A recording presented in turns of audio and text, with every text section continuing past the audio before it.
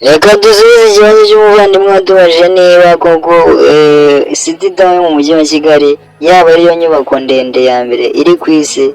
Icyo kibazo yarakitubaje ariko tugomba kumusubiza kuko nimwe tubereyeho, ni mwebwe dukorera kugira ngo namwe kuko mwadufashije mukaba mwabidukoreye, nimwe mutuma tugira kuraje muri ibi bintu.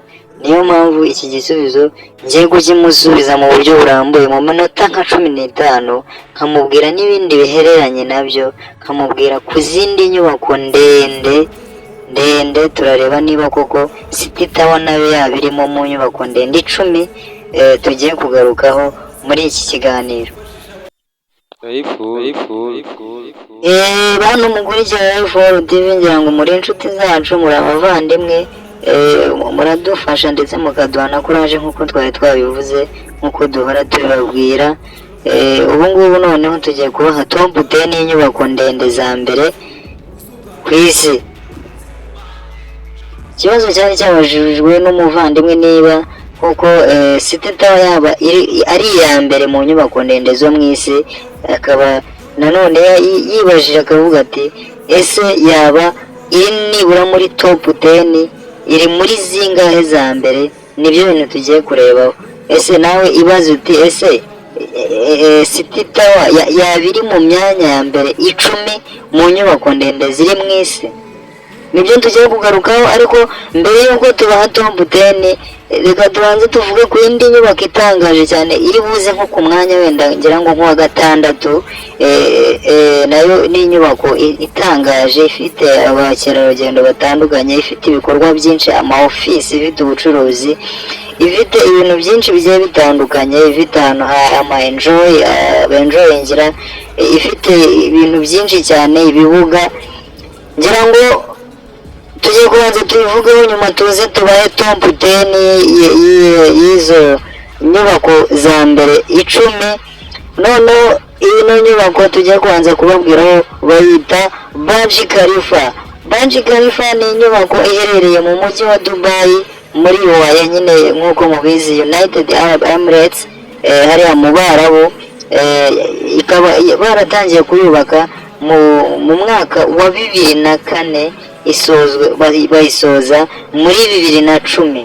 Ikaba ari inzu yubatswe mu buryo butangaje cyane, mu buryo bukomeye cyane, mu maplan ya danje yakozwe n'uwo bita Adrian Smith, uwo bita Marshall Straba, n'uwo bita George F. Stato. Ngira ngo izo architecture nizo bifashishije, ziriya plan za danje zavumbuwe ku bwa kera kugira ngo bubake iriya nyubako. Inyubako rwose ya danje ifite uburebure butangaje, ikaba ifite uburebure bwa metero 827. Iyo nyubako rwose nayo ikaba ari inyubako ikaze cyane, niyo mpamvu tunayivuzeho kuko nayo itangaje. Ikaba ifitwe mu maboko cyangwa se ifitweho, niba twavuga wenda ifitweho imigabane n'abagabo bari muri groupe yitwa Omar Properties.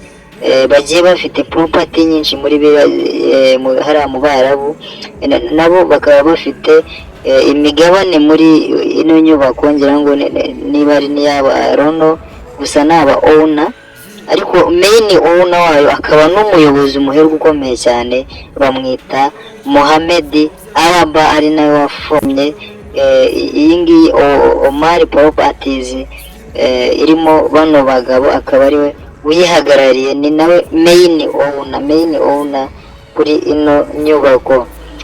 Ibindi byo tubivuzeho, ariko ngira ngo tuzagenda tubabwira n'ibindi byinshi kuko hari n'ibindi byegeranyo turi kubategurira, nk'icyo tuzabategurira nk'uko mugiye mubizi, nk'igihugu wenda kinini tuzaba top 10 y'ibihugu binini bya mbere. Nk'uko mubizi igihugu cya mbere kinini kikaba ari Uburusiya. Nk'uko mubizi, mugabo mubizi ko umuntu muremure wa mbere agaragara mu Buholandi, Netherlands. Umukobwa muremure ushobora kugenda ukamusanga muri Turkiya, ushobora kugenda ugasanga igihugu gitoya cya mbere ugasanga ni Vatican, ukaba wasanga nko mu mateka, twinjiye no mu mateka, nka perezida muremure waba warabayeho ku isi akaba yaritwaga Abraham Lincoln. Noneho n'undi waba warabayeho nawe mugufi bakaba baramwitaga James Madison. Twihuze cyane, reka twe gutinda, mu minota mike dusigaranye tubahe top 10 y'inyubako ndende za mbere ziri mu isi ubu tuvugana muri uno mwaka wa 2025, aho tubivugiye aha, ndetse n'impinduka wenda zikazaza nyuma, ariko aho tugiye kuvugira aha inyubako top 10 y'inyubako za danje ndende. Turavuga indende, ntabwo ari imirambararo cyangwa iki, ni ubuhagarike ubujya hejuru. Hate, abantu bazi ibintu by'imibare ni hate, ntabwo turimo kureba wenda, ntabwo ari biggest tugiye kuvuga tallest, biri hejuru bizamutse cyane bigana mu birere. Abazi amateka barabizi, bari abagabo ngo bari bashatse kubaka umunara w'ibabere, nabo ngira ngo barabizi. Ibi nabyo niba wenda aricyo bari bashaka, nibyo tugiye kureba. Tunasubize umuntu wibaje by'umwihariko, ari nawe watumye dukora kino kiganiro, wadubajije ati ese City Tower mu mujyi wa Kigali yaba ari inyubako ndende ya mbere ku isi?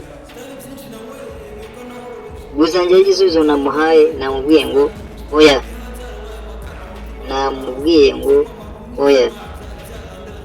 Ari nayo mpamvu ibi byose tugiye kubigarukaho. Ese urumva City Tower iri ku mwanya wa kangahe muri top 10? Reka tubirebe. Kwiza cyane, reka duhere ku mwanya wa 10. Umwanya wa 10 turasangaho inyubako bayita Taipei 101, ikaba iri mu gihugu cya Taiwan, n'ubundi mu mujyi wa Taipei. Ngira ngo ino ni inyubako nayo ndende, iri ku buhagarike, ku burebure bwa metero 508. Iyi nayo ngira ngo ni inyubako ya danje, ni inyubako ndende cyane. Ku mwanya wa 9 tanga CITIC Tower cyangwa se CTC Tower, ikaba iri mu Bushinwa mu mujyi wa Beijing, ikaba ihagaze ku burebure bwa metero 527 n'ibice 7. Ngira ngo ntazajya ubyumva neza, uzajya unasubiza inyuma kugira ngo ubashe kubifata neza. Ngira ngo wenda nzajya mbasomera nitonze kugira ngo ibintu bibashe kumvikana, kuko haba harimo n'amagambo akomeye nk'ibishinwa n'ibitaiwan, aba ari ibintu wenda bya danje, ariko ngira ngo ni ibintu byoroshye nko ku bantu murabizi, ahantu muri mu ishuri se nta kintu cyabananira. Ubwo reka twihute ku mwanya wa 8. Umwanya wa 8 turahasanga inyubako bayita Guangzhou CTF Finance Center. Guangzhou CTF Finance Center ikaba iherereye mu Bushinwa, n'ubundi mu mujyi wa Guangzhou. Ikaba ihagaze ku burebure bwa metero 530. No mu Bushinwa naho urabona ko haba hari inyubako naho za danje. Ngira ngo naho hari inyubako ndende cyane nyinshi, ndetse ubwo reka tujye ku wundi mwanya. Ngira ngo hano ku mwanya wa 8 hariho inyubako ebyiri. Iyi ngiyi twatumajije kuvugwaho Guangzhou, haraza n'indi bita Tianjin CTF Finance Center. Ubwo byose urumva ni amasantere y'amafinance, byose biri mu Bushinwa, ariko ubwo mu mijyi itandukanye.